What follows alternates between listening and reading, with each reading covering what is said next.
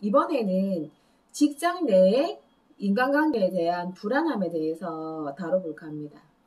상담을 하다 보면 직장생활 중에 상사나 아니면 같이 일하는 동료들과의 사이에서의 어떤 불안과 두려움 때문에 굉장히 힘들게 직장생활을 하고 있는 분들을 많이 볼 수 있습니다.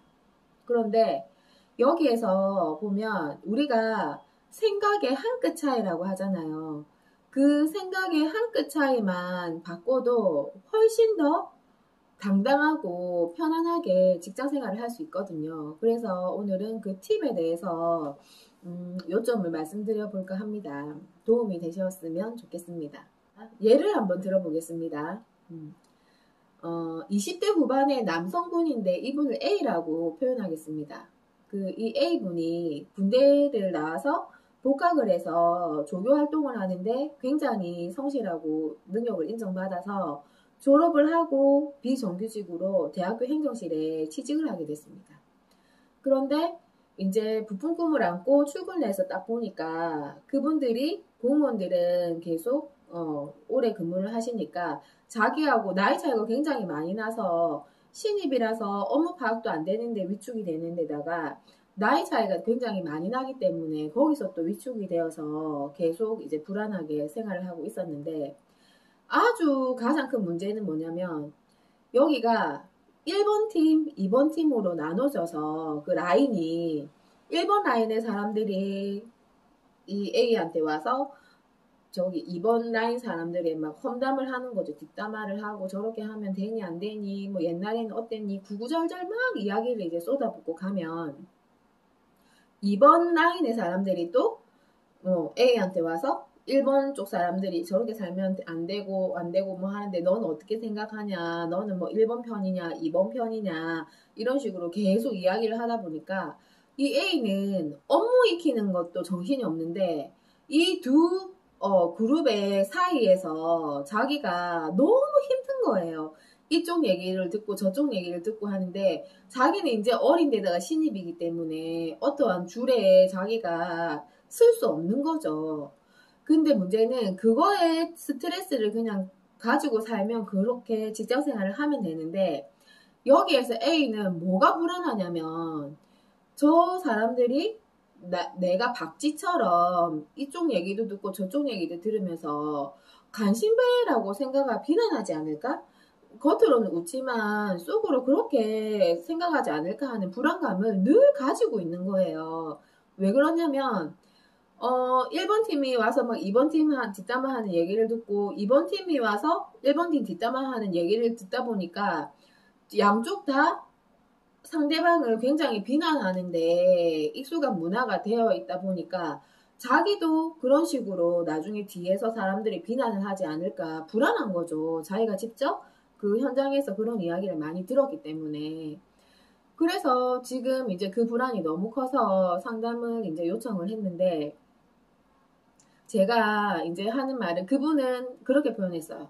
본인이 아주 눈치는 빨라가지고 여기저기 눈치는 많이 보고 또 사람들 그런 말을 옮기지 않아서 이 사람 저 사람 와서 막 얘기를 쏟아붓는데 뭔가 요즘 흔히 얘기하는 감정 쓰레기통이 된 듯한 그런 기분이고 아침에 가볍고 활기차게 출근을 했어도 이 사람 저 사람 막 그런 좋지 못한 부정적인 그런 내용들을 계속 듣다 보면 저녁에 되면 업무가 힘든 게 아니라 자기가 감정이 이미 너무 지치고 무거워질 대로 그 파동에 휩쓸려 가지고 무거워져서 너무 이제 힘든 거예요. 그거 힘든 거 플러스 뭐예요? 저들이 또 나를 이쪽에도 끼지 못하고 저쪽에도 끼지 못하는 박쥐 같은 간신배라고 뒷담화를 할까봐 그 두려움까지 더 플러스 돼서 너무 힘겹게 생활을 하고 있는 것이죠. 우리가 주변 환경과 사람들은 바꿀 수 없지만 거기에 대응하는 내가 그 환경과 사람들을 바라보는 내 생각의 한 끗은 바꿀 수 있거든요. 그거는 내가 바꾸는 거잖아요. 그죠? 그러면 그런 방법을 한번 써보자 라고 이제 이야기를 했습니다. 그래서 어떤 부분을 봤냐면 주변 사람들과 그분의 회사의 문화는 굉장히 내가 들어가기 전부터 익숙하게 그런 문화에, 비난하는 문화에 젖어들어 있기 때문에 정말 쉽사리 변하지 않을 거예요. 그런데 나는 이 코로나 상황에서 아주 좋은 환경에 취업을 했고 여기를 계속 다니고 싶은데 그러면 어떻게 해야 되느냐. 내가 생각을 한번 바꿔보자. 자, 그분들이 계속 그렇게 행동을 하는데 그분들이 일단 양쪽 분들이 다 나한테 와서 그렇게 하소연을 하고 감정을 쏟아붓는 거는 왜 그럴까요? 이 사람이 말을 여기저기 옮기지 않는다는 신뢰감이 있기 때문에 일단은 와서 그런 말을 팍 쏟아낼 수 있는 거겠죠. 얘가 이렇게 저렇게 말을 막 옮기고 상사들한테 막 말을 옮긴다면 절대 이 사람한테 그런 말을 하지 않겠죠. 그러면 일단 긍정적으로 볼 수 있는 이 A의 회사 내에서의 자원은 뭐예요? 자기가 양쪽 사람들한테 신뢰감을 얻고 있다는 걸 일단 한번 알아차리자. 1번. 자, 2번은 뭐냐면 그분들이 이 사람을 A를 찌질하다라고 생각을 과연 하고 있을까? 아니면 이분들이 A를 비난을 이렇게 한다면 굳이 그 비난의 대상인 그 사람한테 와서 구구절절 이야기를 하지 않겠죠. 그러면 그분들이 왜 A한테 와서 구구절절 이야기를 하는 것일까요? 그분들의 민마음을 한번 우리가 관찰해 보기로 했죠. 그래서 어떤 걸 발견했냐면 그 사람들은 자기 자신들도 찌질하다는 걸 아는 거예요. 내가 지금 굉장히 찌질하게 유치하게 행동하고 있다는 걸 아는데 알지만 그게 퇴근해서 오면 안 그래야지 하지만 뒷날에 출근하면 이미 그 문화가 이렇게 딱 굳어져 있기 때문에 자기는 모르게 또 그렇게 그냥 행동하는 거예요. 습관처럼. 그렇지만 자기의 무의식은 그 부분에 대해서 열등감이나 수치심을 느끼겠죠. 다 중년의 어른들이 상대방 비방이나 저렇게 어린 아이한테 하고 뭐 이러한 부분들에 대한 자기만의 자기는 인지하지 못하지만 무의식에서는 그런 게 부끄럽다라고 생각을 할 거예요. 그래서 가만히 들여다보면 그분들 자신을 변명하기 위해서 A에게 내가 이렇게 막 뒷담화를 하고 이렇게 다닌다고 해서 나 그렇게 찌질한 인간이 아니야. A야 내가 이렇게 하는 데는 쟤들이 이런 잘못이 있기 때문에 아주 정당한 거야. 이런 내 모습을 너무 찌질하게 보지 말고 내 마음을 이해해줘. 이렇게 자기의 행동을 정당화시키기 위해서 A한테 다가와서 계속 변명과 하소연을 하는 것이죠. 어때요? 이 정도 생각만 해도 사고의 전환이 완전히 달라지지 않았나요? 그러면 A가 이렇게 생각을 전환하게 되면 어떻게 될까요? 아직도 그 사람들이 오히려 나를 찌질하게 생각하고 나를 간신배라고 열등하게 보면서 나를 비난하지 않을까 하는 불안에 계속 시달리게 될까요? 아니면 그쪽의 사람들이 여전히 서로를 뒷담화하고 나한테 와서 하소연을 하는 행동은 그대로지만 거기에서 내가 그 감정의 결을 느끼는 것이 이제 어떻게 변화되어 갈 수 있을까요? 이 부분을 한번 생각해 보자는 거죠. 그러면 나는 옛날에 뭐 불안하고 이렇게 했던 것이 저분들이 자기들도 이게 자랑스럽지 못한 행동이라는 걸 알기 때문에 나에게 자신의 입장을 뭔가 변명하고 공감을 구하려고 와서 저렇게 계속 끊임없이 이야기를 하는구나라는 걸 내가 깨달아 버리게 되면 그분들의 존재가 더 이상 두렵지 않은 거죠. 이 진짜 한 끗 차이로 완전히 그 상황이 역전되는 이 차이점이 지금 느껴지시나요? 그러면 내가 두렵지 않으니까 불안한 마음도 없겠죠? 그죠? 그러면 나는 여기에서 어떤 행동을 선택할 수 있을까요?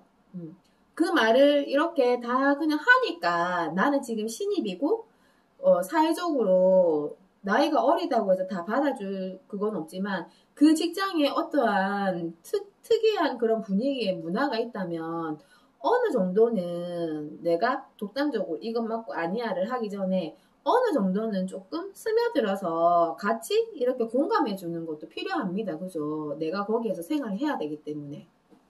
그래서 나는 여전히 그분들의 얘기를 이렇게 들어주고는 있지만 내가 내 입으로 그런 말을 옮기지 않고 내가 내 입에서 또 다른 사람들의 뒷담화를 같이 하지 않으면 나는 내 영역을 지키면서 충분히 지키면서 그분들하고 교류를 할 수 있는 것이죠.